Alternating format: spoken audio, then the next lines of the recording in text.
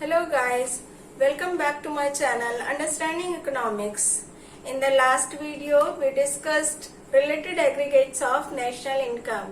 Now in this video we are going to discuss measurement of national income with the three methods: income method, value added or production method, and number 3 is expenditure method. So first we will discuss to calculate national income with income method. To calculate national income, according to this unit, national income is measured in the terms of payments made to primary factors of production. जितने भी payments हम primary factors को करते हैं उन सब का sum total होता है नेशनल इनकम.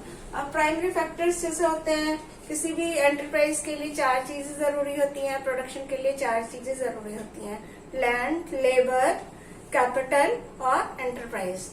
तो जैसे लैंड का पेमेंट हो गया रेंट, फिर आपका नेक्स्ट हो गया लेबर का पेमेंट हो गया वेजेस, कैपिटल का पेमेंट हो गया इंटरेस्ट, और एंटरप्राइज को प्रॉफिट या लॉस दोनों ही हो सकता है. तो it depends on the condition. तो ये 4 फैक्टर्स होते हैं जिनका पेमेंट कंपनी करती है या प्रोडक्शन यूनिट करती है. वो सारे पेमेंट्स को जोड़ करके हम नेशनल इनकम कैलकुलेट कर सकते हैं. देखिए, sum total NP eight factor cost. Income की अगर हम बात करते हैं तो इनकम हमेशा फैक्टर कॉस्ट पे ही होती है, क्योंकि इनकम में इनडायरेक्ट टैक्सेस इंक्लूड नहीं होते हैं. वो सब हम प्रोडक्शन पे लगाते हैं. अगर हम कहीं पे प्रोडक्शन जोड़ रहे हैं तो इसका मतलब हमको फैक्टर कॉस्ट लिखना पड़ेगा. और अगर हम नेशनल इनकम लिख रहे हैं तो यहाँ पर हमें एट फैक्टर कॉस्ट लिखना इज नॉट कंपल्सरी. ठीक है, तो ये ऑलरेडी फैक्टर कॉस्ट पे ही होता है. ये मार्केट प्राइस पर बनाने के लिए हमें उसको स्पेसिफाई करना पड़ता है कि ये मार्केट प्राइस पर है, और उसमें प्लस इनडायरेक्ट टैक्सेस करना पड़ता है. तो NI is already eight factor cost. तो आप ये लिखें या ये लिखें, बात सेम है. इक्वल टू क्या होता है? Sum total of factors incomes paid to residents only.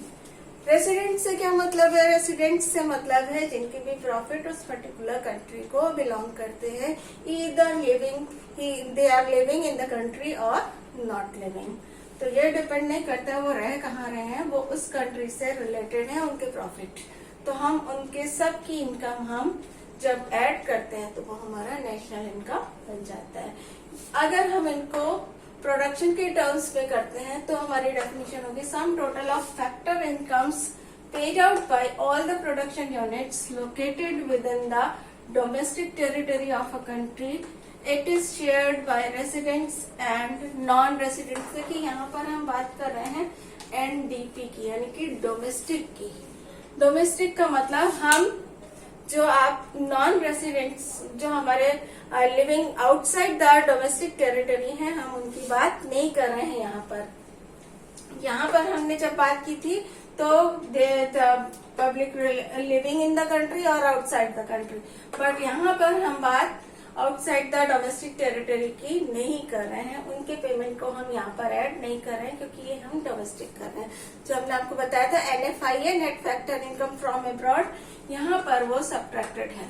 तो ये हम जब प्रोडक्शन यूनिट जो भी फैक्टर इनकम्स को पे करती है, इधर दे आर रेसिडेंट्स और नॉन रेसिडेंट्स, क्योंकि नॉन रेसिडेंट्स के भी उस पर्टिकुलर टाइम पे जो प्रॉफिट्स होते हैं वो उस पर्टिकुलर कंट्री को ही बिलोंग करते हैं. इसलिए हम दोनों को यहाँ पर लेते हैं जब हम डोमेस्टिक की बात कर रहे हैं. तो नाउ वी कैन डिस्कस या we can calculate national income by factor payment method also. To calculate national income by factor payment method, as it is clear, it is factor payment method. मतलब यहाँ पर जितने भी factors हैं उनका payment जो भी होता है उनका कैलकुलेशन नेशनल इनकम होती है. जैसे लाइक फर्स्ट यहाँ पर देखिए 4 चीजें हमने ली हैं. First is compensation of employees, operating surplus, next income of self employed and net factor income from abroad. तो फर्स्ट है compensation of employees. Compensation of employees का मतलब है यहाँ पर आपका, जैसे फर्स्ट कंपनसेशन आप समझ ही रहे होंगे, एम्प्लॉय को जो भी पेमेंट किया जाता है. तो एम्प्लॉय का जैसे फर्स्ट पेमेंट होता है वेजेस या सैलरीज. ठीक है, अब वेजेस या सैलरीज उसको दो तरह से मिलती हैं, इन काइंड, इन कैश और इन काइंड। ठीक है, ये आपके दो तरीके से वेजेस पे की जाती हैं, या तो कैश में मतलब मनी फॉर्म में दिया जाता है उसको, जैसे बेसिक पेमेंट हो गया उसका, या डीए हो गया, एचआरए हो गया, सीसीए हो गया, बोनस दे दिया, कोई भी अलाउंसेस दे दिए, इस तरह के सिक लीव अलाउंसेस हैं, तो आपको जो भी पेमेंट वो एम्प्लॉयज को करते हैं वो सारे के सारे कैश वाले हैं अगर, तो वो वेजेस इन कैश होते हैं।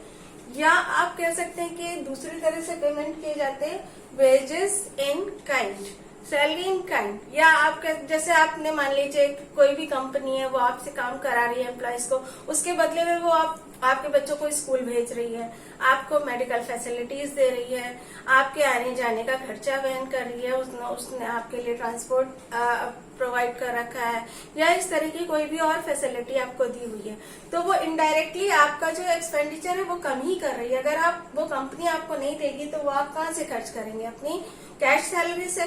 तो वो आपका जो होता है वेजेस इन काइंड होता है, इनडायरेक्टली वो आपकी इनकम बढ़ा ही रही है, क्योंकि अगर वो नहीं करेंगे, आपको कंपनी जाना है, आपको ट्रांसपोर्ट यूज ही करना है, तो आप अपने पेमेंट से करेंगे, तो आप वो अपनी इनकम से डिडक्ट करेंगे, तो इनडायरेक्टली वो आपकी इनकम को बढ़ा रहा है। तो हम यहाँ पर वेजेस इन कैश या वेजेस इन काइंड दोनों को ही ऐड करते हैं, क्योंकि डायरेक्टली इनडायरेक्टली आपकी इनकम उससे बढ़ गई। अगर आपके बच्चों के स्कूल का खर्चा कंपनी वहन कर रही है, या आपको मेडिकल फैसिलिटीज दे रही है, आपका सारे इलाज का खर्चा उसने उठा रखा है, तो ये सारी की सारी चीजें आपकी इनकम को इंक्रीज करती हैं। तो ये सारे पेमेंट्स हम कंपनसेशन ऑफ एम्प्लॉयज में ऐड करते हैं।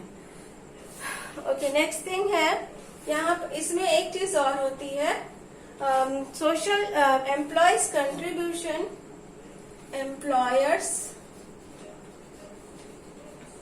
Contribution to social security scheme. ठीक है, सोशल सिक्योरिटी स्कीम जैसे होता है आपको प्रोविडेंट फंड है, लाइफ इंश्योरेंस है, आपका कंपनी ने आपका लाइफ इंश्योरेंस करा दिया है, आपको प्रोविडेंट फंड दे रही है, आपकी पेंशन और रिटायरमेंट के लिए आपको मनी प्रोवाइड कर रही है, या आपको ओल्ड एज पेंशन देती है, या आपके लिए होम एक्स्ट्रा की मतलब फैसिलिटी देती है। तो ये सारा employers contribution to social security scheme, मतलब वो आपको सोशल सिक्योरिटी दे रही है कि इन फ्यूचर आपको कोई भी प्रॉब्लम ना हो और आप उस कंपनी में बहुत अच्छे से अपनी सर्विसेज प्रोवाइड कर सकें। तो ये सारी चीजें एम्प्लॉयज कभी कभी एम्प्लॉय को देता है, इसलिए ताकि वो मन लगाकर और अच्छे से प्रोडक्टिविटी अपनी बढ़ा सके। तो ये दोनों ही चीजें उसकी इनकम को इंक्रीज करती है। तो ये सारा चीजें हम कंपनसेशन ऑफ एम्प्लॉयज में इंक्लूड करते हैं। फिर हमारे पास नेक्स्ट आता है ऑपरेटिंग सरप्लस। ऑपरेटिंग सरप्लस में क्या होता है, इसमें भी तीन चीजें होती, चार चीजें होती हैं, जैसे रेंट हो गया आपका, इंटरेस्ट, रॉयल्टी और प्रॉफिट। प्रॉफिट के लिए एंटरप्रेन्योरशिप भी लिखते हैं यहाँ पर हम, क्योंकि प्रॉफिट को एक्चुअली हम लोग अज्यूम करके चलते हैं कि कंपनी को प्रॉफिट हो रहा है तभी वो ये सारे पेमेंट्स दे रहा है, लेकिन यहाँ पर प्रॉफिट की जगह पर जो सही शब्द है वो एंटरप्रेन्योरशिप होना चाहिए, क्योंकि कंपनी को कभी लॉस भी हो सकता है। तो ये जनरली हम लोग प्रॉफिट यूज करते हैं, इजी टू अंडरस्टैंड होता है, इजी टू स्पीक होता है, समझने में भी इजी होता है, तो इसलिए हम लोग यहाँ पर प्रॉफिट यूज करते हैं। बट ये एंटरप्रेन्योरशिप भी आप यूज कर सकते हैं। तो और एक चीज और, प्रॉफिट का जो मतलब होता है, प्रॉफिट में चार चीजें जुड़ी होती हैं। सबसे पहले होता है डिविडेंड,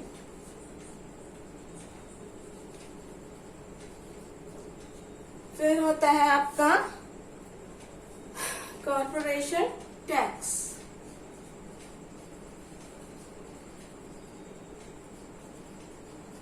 फिर होता है आपका अनडिस्ट्रीब्यूटेड प्रॉफिट,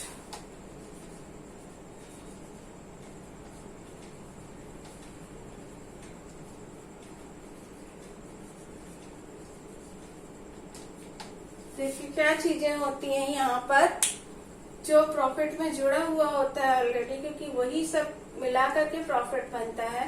डिविडेंड, जो भी प्रॉफिट हुआ हो कंपनी को, टोटल एक्स्ट्रा जो एक्सपेंडिचर से अलग होता है, जितना भी उसने एक्सपेंडिचर किया है उसके बाद जो भी प्रोडक्शन होने के बाद या सेल होने के बाद जो बचता है वो सारा डिविडेंड होता है। इसके अलावा कॉर्पोरेशन टैक्स और अनडिस्ट्रीब्यूटेड प्रॉफिट। अनडिस्ट्रीब्यूटेड प्रॉफिट का मतलब होता है कंपनी प्रॉफिट का कुछ हिस्सा पे नहीं करती है एम्प्लॉयज को, वो कुछ हिस्सा अपने पास रखती है, कुछ अपने पेमेंट के तौर पर और कुछ फर्दर प्रोडक्शन के लिए, तो उसको अनडिस्ट्रीब्यूटेड प्रॉफिट कहते हैं। ये कंपनी की सेविंग भी आप कह सकते हैं या रिटेन्ड अर्निंग है, जो मतलब आपने एक्सेप्ट नहीं की हुई होती है कि अचानक से आ जाती है, कोई भी होता है तो वो उस कंपनी उसको, क्योंकि वो पहले से डिसाइडेड भी नहीं होता है, उसको कंपनी एक सेविंग की तरह से रख लेती है कि ताकि कभी एक्स्ट्रा एक्सपेंडिचर करना पड़े या प्रोडक्शन की कोई डिमांड आ गई तो वो करना पड़े, या फिर अपने प्रॉफिट के लिए उसको भी कुछ प्रॉफिट चाहिए होता है, तो वो इस तरह से कुछ चीजें अपने लिए सेव करती है, उसको अनडिस्ट्रीब्यूटेड प्रॉफिट कहते हैं। तो ये आपका सेकेंड पॉइंट हो गया ऑपरेटिंग सरप्लस। अब इसमें एक चीज ध्यान देने वाली है, कभी कभी आपको जो कैलकुलेशन के लिए क्वेश्चंस दिए जाते हैं उसमें मान लीजिए आपको दे दिया कंपनसेशन ऑफ एम्प्लॉयज, उसके साथ में दे दिया बोनस प्लस बोनस, एक आइटम आपका बोनस भी दे दिया कैलकुलेट करने के लिए, एक आइटम आपका सैलरी भी दे दी। अब आपको ये ध्यान रखना है, अगर आपको कंपनसेशन ऑफ एम्प्लॉयज दिया है तो उसमें ऑलरेडी सैलरी और बोनस जुड़ा हुआ है, आपको उन आइटम को हटा देना होगा। आपको आइटम्स को, छोटे छोटे आइटम्स को कब देखना है, जब आपके पास मेन आइटम नहीं दिया होगा। जब भी आपको कैलकुलेशन के लिए करना हो, क्वेश्चन आपको दिया जाता है तो आप सबसे पहले देखिए मेन आइटम दिया है या नहीं दिया है। इन चारों में से कोई भी मेन आइटम अगर आपको दिया है तो उस आइटम के सब पार्ट्स आपको नहीं लेने हैं, सिंपली अवॉइड कर देना है उनको। इसमें भी अक्सर आपको ये दे दिया जाता है, जैसे ऑपरेटिंग सरप्लस दे दिया प्लस प्रॉफिट दे दिया, आपको प्रॉफिट भी एक आइटम दे दिया, प्रॉफिट इतना। अब बच्चे क्या करते हैं, उसको ऑपरेटिंग सरप्लस ले लिया और प्रॉफिट भी, क्योंकि प्रॉफिट भी इसमें ऐड है तो प्रॉफिट भी जोड़ दिया। तो वो आपको वो चीज को ध्यान रखना है, अगर मेन आइटम है तो सब पार्ट्स को नहीं जाना है, सब पार्ट्स में तब जाना है जब मेन आइटम न दिया हो। Now third point is mixed income of self-employed। अब self-employed कौन होते हैं, जैसे यहाँ पर हमने आपको बताया कंपनी में 4 चीजें चाहिए होती हैं, लैंड, लेबर, कैपिटल और एंटरप्रेन्योर। तो लैंड, लेबर, कैपिटल, एंटरप्रेन्योर अगर अलग अलग है तो आपको कैलकुलेट करना आसान हो जाएगा कि इनका इतना पेमेंट है, उनका उतना पेमेंट है, तो आपने उसको पे किया, जो आपने पे किया उसको आपने ऐड कर लिया। बट समटाइम्स कभी कभी अपना ही इनकम होता है, अपना ही कैपिटल होता है, अपनी ही लैंड है। सपोज छोटे छोटे जो शॉपकीपर्स होते हैं, लाइक पान वाला है, उसकी अपनी ही जमीन, उसने अपनी जमीन पे छोटी सी दुकान लगा ली, अपना ही वो प्रोडक्शन, मतलब जो आपका प्रोड्यूस करना है उसको, उसके लिए जो रॉ मटेरियल ला रहा है वो भी वो खुद ही ला रहा है, अपना ही लेबर कर रहा है उसमें, और अपना ही प्रॉफिट भी ले रहा है जो भी उसको मिल रहा है। तो क्या होगा, अब यहाँ पर तो हम उसको डिवाइड नहीं कर सकते कि इतनी उसकी इनकम का हिस्सा है, इतना उसको लेबर के बदले में मिला है, इतना उसका इंटरेस्ट है या इतना इसका रेंट है, तो उसको हम डिवाइड नहीं कर सकते। इसलिए हम उस तरह के एम्प्लॉयज की इनकम को अलग ही रख लेते हैं, उनकी टोटल इनकम ऐड कर लेते हैं, उनको हम कहते हैं mixed income of self employed, जिनका अपना खुद का ही लैंड, लेबर, इंटरेस्ट और एंटरप्रेन्योर या प्रॉफिट खुद ही का होता है, उनकी इनकम मिक्स्ड इनकम होती है, और उन एम्प्लॉयज की इनकम को हम अलग से कैलकुलेट करते हैं। Next and the last, net factor income from abroad, जो हमारे रेसिडेंट्स हैं, आउटसाइड द डोमेस्टिक टेरिटरी रह रहे हैं, उनके प्रॉफिट को भी हमको यहाँ पर ऐड करना होता है। If their income is related to our country then only, अगर वो वहीं पर रह रहे हैं, वहीं पर एक्सपेंडिचर कर रहे हैं, उसी कंपनी को अपना प्रॉफिट दे रहे हैं, तब नहीं। जब हम अपनी कंपनी के लिए अपने काम से दूसरी कंट्री में जा रहे हैं और वहां से कोई भी अर्निंग करके अपनी कंट्री में ला रहे हैं, तब हम उसको net factor income from abroad कहेंगे। तो ये चारों चीजों को ऐड करने पर जो हमें मिलता है वो national income by factor payment method. The second method to calculate national income is value added method or product method. As it is clear, production method या value added मतलब value added हमने आपको पहले बताया है। वैल्यू एडेड होता है जो भी प्रोडक्शन है उसमें से हम उसकी इंटरमीडिएट गुड्स की कॉस्ट निकाल देते हैं, तो हमारे पास बचता है value added, value of output जो भी है और माइनस कर देते हैं उसमें से इंटरमीडिएट गुड्स। इंटरमीडिएट गुड्स और वैल्यू आउटपुट क्या होता है, जैसे लाइक हमने कपड़ा बनाया तो कपड़े में हमने थ्रेड यूज किया, पहले उस थ्रेड से रील बनाई, रील से हमने वो कपड़ा बनाया, या कपड़े से हमने फर्दर कोई ड्रेस मटेरियल बनाया, तो वो जो ड्रेस है उसमें से अगर हम कपड़े की कॉस्ट निकाल देते हैं तो हमारे पास वैल्यू एडेड बचता है, क्योंकि कपड़ा हम गिन चुके हैं ऑलरेडी, क्योंकि कपड़ा एक प्रोडक्शन यूनिट से प्रोड्यूस हुआ है तो उसकी कॉस्ट हम ले चुके हैं। और अगर हम उसमें उस जो ड्रेस तैयार हुई है अगर उसमें हम कपड़े को भी कॉस्ट ले लेते हैं प्लस ड्रेस मटेरियल, जब क्योंकि किसी भी चीज की ड्रेस मटेरियल प्राइस जब डिसाइड किया जाता है तो उसमें सारा ही चीज हम कैलकुलेट कर लेते हैं। जैसे ये पेन बना सपोज, तो ये पेन में हमने जब इसकी कीमत हम बताते हैं, जब इसका प्राइस हम डिसाइड करते हैं तो उसमें उस इंक की भी कॉस्ट होगी, इसमें जो रॉ मटेरियल प्लास्टिक यूज हुआ है, उसमें जो कलर्स यूज हुए हैं उनकी इंक, जो भी चीजें हमने इसमें यूज की है, लेबर भी है, सब चीज, तो सब चीज को हम ऑलरेडी जोड़ करके हम पेन की कॉस्ट डिसाइड करते हैं। ठीक, अब हमने सपोज पेन की कॉस्ट डिसाइड कर ली, उस प्लास्टिक की भी हम चूंकि कॉस्ट ले चुके हैं, जब हम जोड़ते हैं तो जितना भी प्रोडक्शन हमारा है हम सबको जोड़ रहे हैं, तो जब हमने अगर प्लास्टिक को भी अगर हम एक प्रोडक्शन प्लास्टिक का हुआ उसकी कॉस्ट जोड़ ली प्लस इसकी कॉस्ट जोड़ रहे हैं तो उसमें क्या होगा, वो डबल काउंटिंग हो जाएगी। डबल काउंटिंग क्योंकि प्लास्टिक की कॉस्ट इसमें भी ऐड की गई है। जब हमने पेन की कॉस्ट डिसाइड की तो हमने उसमें प्लास्टिक की कॉस्ट को ऐड किया, क्यों, क्योंकि वो हमारा एक्सपेंडिचर था रॉ मटेरियल पे, तो हमने इसमें टोटल कॉस्ट जोड़ी हुई है। बट जब हम किसी भी इस मेथड से नेशनल इनकम कैलकुलेट करते तो हम जितनी भी चीजें प्रोड्यूस की जाती हैं उन सब की कॉस्ट को ऐड करते हैं। तो जब हम इसका प्राइस और उसका प्राइस 2 बार ऐड करेंगे तो उसमें प्लास्टिक की गणना 2 बार हो जाती है। तो हमें इस चीज को अवॉइड करने के लिए हम यहाँ पर लेते हैं वैल्यू एडेड। हर स्टेप पे क्या वैल्यू ऐड की जा रही है। जैसे सपोज यहाँ पर हमारा आप लीजिए, ये जो हमारा कॉटन था, कॉटन का प्राइस यहाँ पर सपोज 1000 था, ठीक है। अब जब हमने ड्रेस तैयार की तो ड्रेस की कॉस्ट हो गई 2000, ठीक। तो हमने यहाँ पर इंक्रीज कितना किया, एक प्राइस हम इसको ले लें, एक प्राइस ये ले लें, तो 3000 हो गया। नहीं, 3000 इज नॉट द रियल, क्योंकि इसमें इसकी कॉस्ट ऑलरेडी जुड़ी हुई है। तो जब भी हम इसको लेंगे तो हम यहाँ पर इसका वैल्यू एडेड लेंगे। वैल्यू एड कितनी हुई कॉटन में, 1000 की, तो ये प्लस ये, तब हमारा 2000 बना।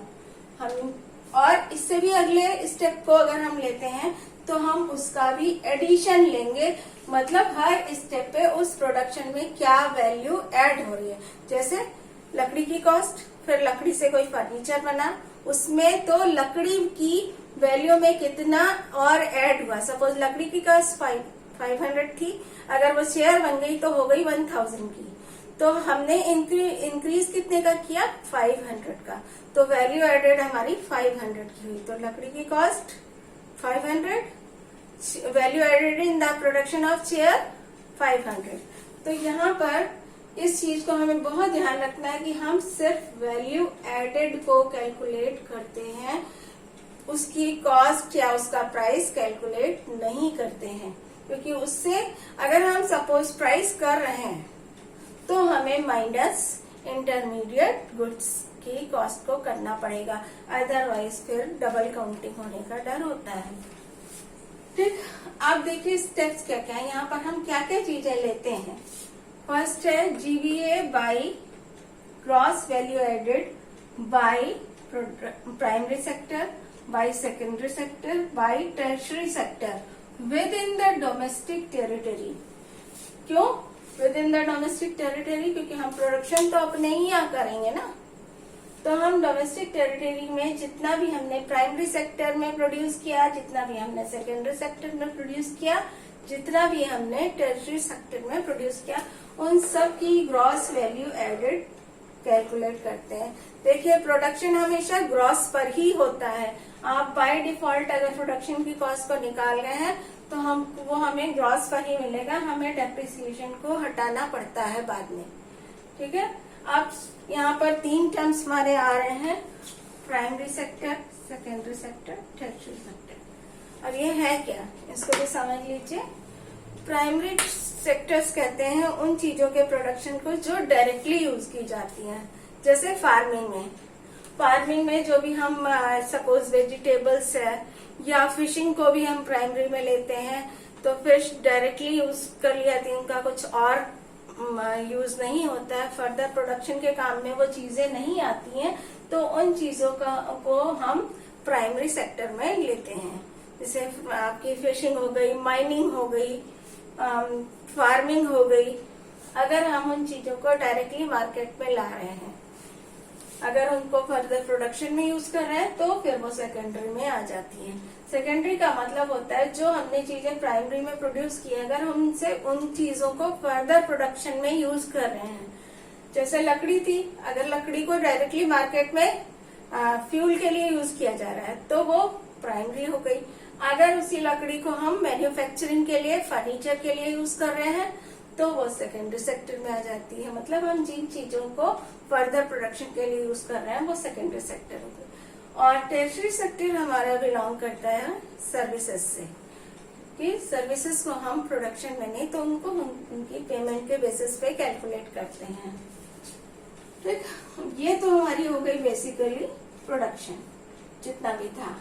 ठीक है, अब नाउ हमें इसमें से डिडक्ट क्या करना है, क्योंकि कुछ चीजें ये बाय डिफॉल्ट क्रॉस पर होती हैं, प्लस क्योंकि हम यहाँ पर मार्केट प्राइस के बेसिस पर कर रहे हैं, तो ये बाय डिफॉल्ट मार्केट प्राइस पर होती हैं। आपको याद होगा जब हमने इनकम मेथड से कैलकुलेट किया था, तो उसमें हमने कहा था वो बाय डिफॉल्ट फैक्टर कॉस्ट पे होती हैं। यहाँ पर ये चीजें हम डिसाइड करते हैं मार्केट प्राइस से।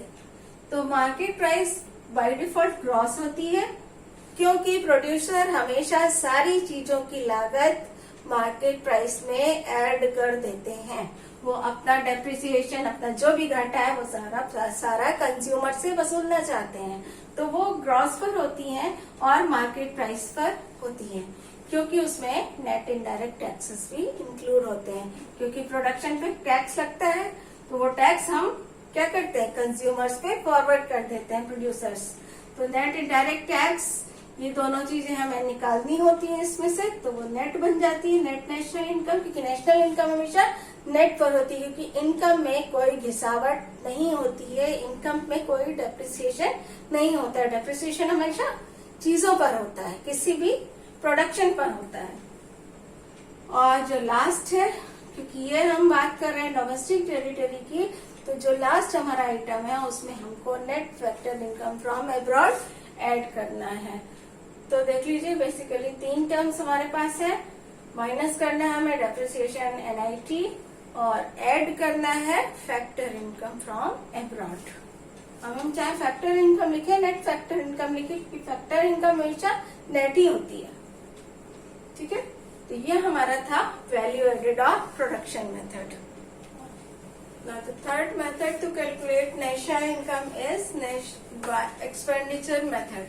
Expenditure method में क्या होता है, देखिए फाइनल एक्सपेंडिचर और GDP at MP during an accounting year. जब हम सारे एक्सपेंडिचर्स या GDP at market price calculate करते हैं, तो हमको नेशनल इनकम मिल जाती है एक्सपेंडिचर मेथड के थ्रू।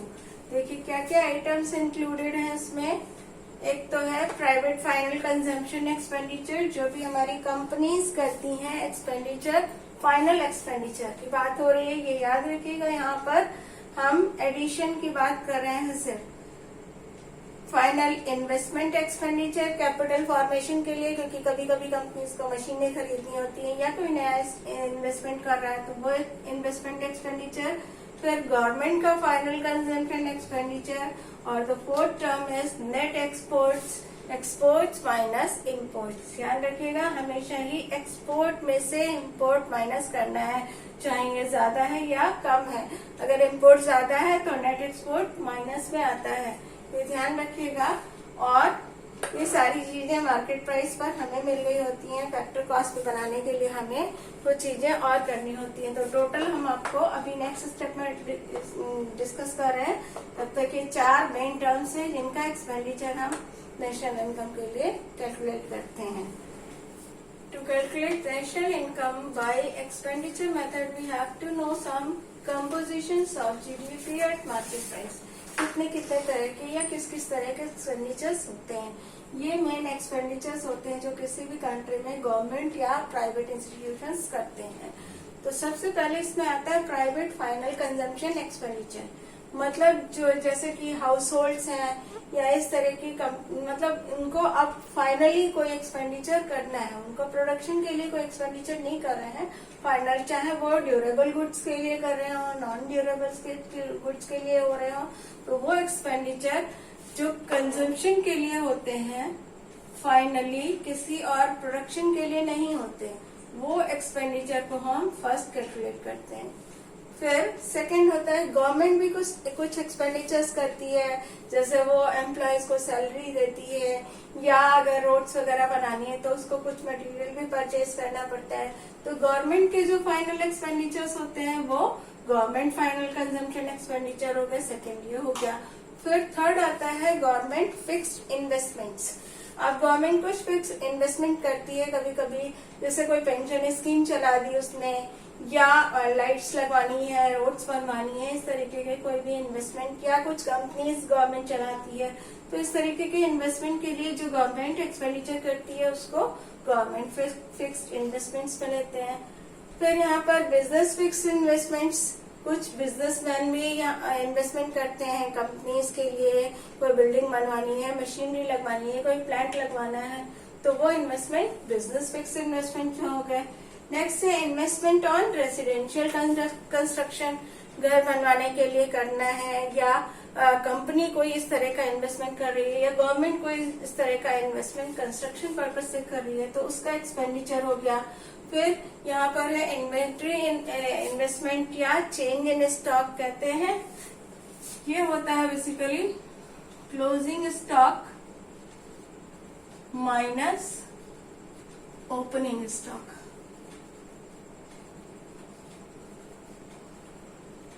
ये हमारा होता है change in stock, closing minus opening stock. और जो लास्ट टर्म है वो है नेट एक्सपोर्ट्स, जो होता है exports minus imports. So these are the expenditure which we have to calculate, and sum of all the expenditure is used to calculate national income by expenditure method. So these were the methods to calculate national income. आप इनको अच्छे से समझिए, 2-3 बार इनको revise करिए। 2-3 बार जब आप सुनेंगे आपको, क्योंकि सब पार्ट्स मेन जरूरी होते हैं, हर एक में कई सब पार्ट्स भी हैं, और उन सब पार्ट्स में कई बार कंफ्यूजन हो जाता है बच्चों को कैलकुलेट करने में, क्योंकि इस तरह के चैप्टर्स में बेसिकली क्वेश्चंस जरूर आते हैं, कोई ना कोई प्रॉब्लम आपको दी जाएगी जो आपको सॉल्व करनी होगी। तो आप इनको ध्यान से समझिए, वीडियो देखिए और फिर उसको समझ के करने की कोशिश करिए। तो आपके बच्चों, आपने वीडियो देखा, इसको समझने की कोशिश करिए, रिवाइज करिए और इसके कॉन्सेप्ट्स को अपने हिसाब से समझने की कोशिश करिए, और इन पर से जो रिलेटेड न्यूमेरिकल्स होते हैं उनको सॉल्व करने की कोशिश करिए। हम आपको डिस्क्रिप्शन बॉक्स में न्यूमेरिकल्स के लिए लिंक्स भी प्रोवाइड कर देंगे। आप उन न्यूमेरिकल्स को सॉल्व करिए, सॉल्व करके देखिए, आपको कहीं कोई प्रॉब्लम अगर आ रही है तो आप कमेंट सेक्शन में अपनी प्रॉब्लम को लिखिए और हमें भेजिए। हम उन प्रॉब्लम्स को सॉल्व करने के लिए भी वीडियो आपको बना करके भेजेंगे। तो बच्चों, आप इसको, हमारे चैनल को लाइक, शेयर एंड सब्सक्राइब जरूर करिएगा, सो दैट आप आगे के वीडियोस भी देख सकें। तब तक के लिए गुड बाय।